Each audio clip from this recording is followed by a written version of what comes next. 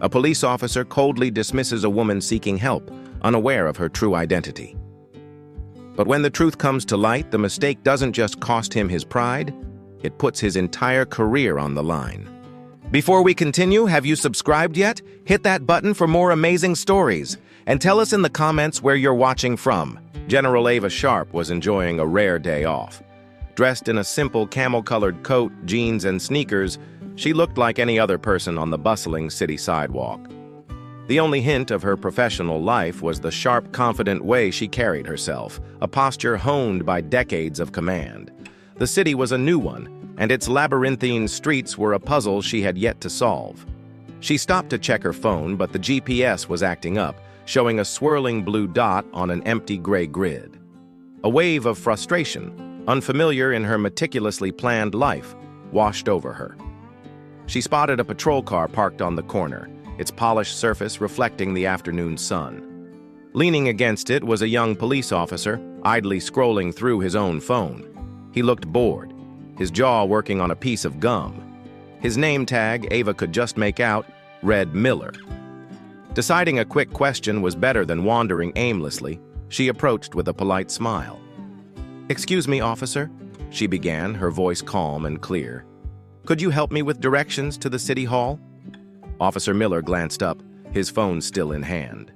His expression instantly changed from bored indifference to a condescending sneer. His eyes raked over her casual clothes, dismissing her as a lost tourist. "Can't you figure that out yourself?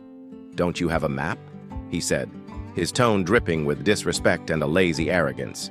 He went back to scrolling, the glow of the screen illuminating his sneering face. Ava's smile tightened slightly, but she maintained her composure, a lifetime of professional discipline kicking in. She had faced far greater provocation. "My GPS is malfunctioning. I would appreciate it if you could just point me in the right direction. A simple left or right will do." Miller sighed theatrically, as if her request was the most burdensome task he had ever faced.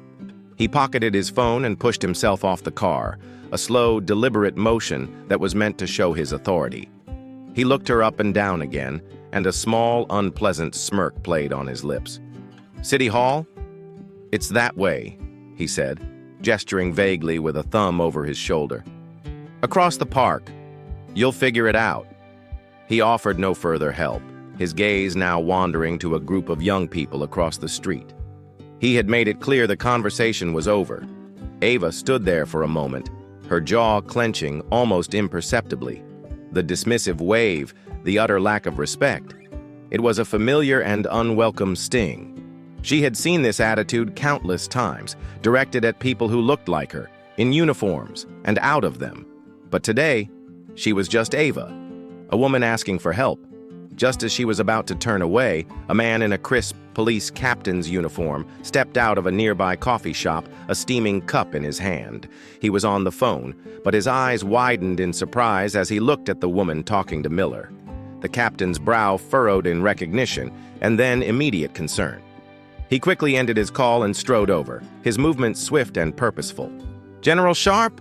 What a surprise," the captain said, his voice full of respect and a hint of panic. He quickly saluted her, a crisp, perfect gesture that drew the attention of passers-by. "Captain Thompson, ma'am, it's an honor to see you again." Ava returned a brief professional nod, her expression softening.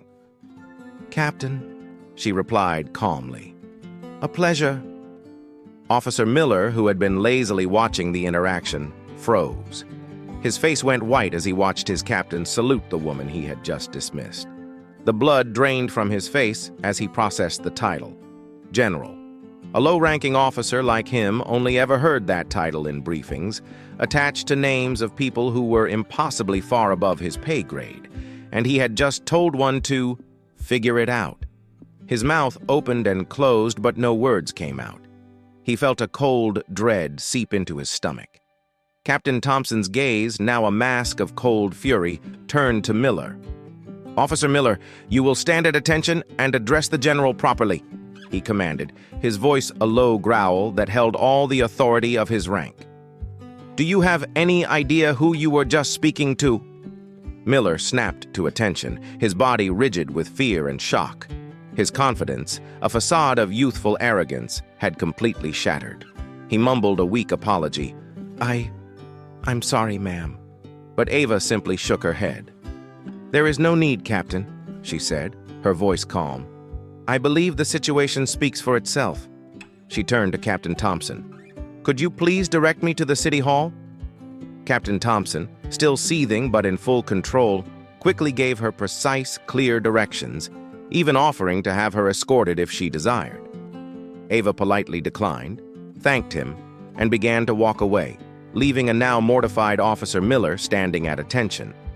Thompson watched her go, his expression a mixture of profound embarrassment and sharp anger. He then turned to Miller, his voice now a low, sharp whisper, barely audible to anyone but the two of them. "What in God's name was that, Miller? The General could have you on a disciplinary board for insolence?" Miller stammered. I didn't know, sir. She was just what?" Thompson cut him off. "Just a citizen asking for help? It doesn't matter who she is, Miller. It doesn't matter what she looks like or what she's wearing. Our job is to serve everyone with respect. You looked at her and saw something that made you decide she wasn't worth your time. Do you think that's what we do here? Do you think that's what that badge stands for?" The captain's words were a cold and brutal lesson. Miller, who had always thought his job was about power and enforcing rules, was now being confronted with the core principle he had so carelessly discarded. He thought about the sneer on his face, the casual way he had dismissed her. He thought about the contrast between his arrogance and her calm strength.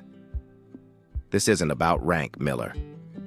It's about character," Thompson continued, his voice softer but no less intense. "The people we serve, officer, are our equals. Never forget that. And today, you made a grave error in forgetting it." Thompson didn't yell. He didn't threaten. He simply laid out the truth of Miller's professional and personal failure, and it was a punishment far more effective than any loud reprimand. As Ava walked away, she smiled to herself. She hadn't needed to pull rank or raise her voice.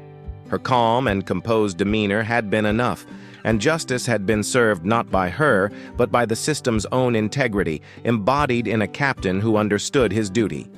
The incident was a small, fleeting moment in her day, but it was a powerful reminder that while some individuals may fail in their duty, the principles of justice and respect could still prevail.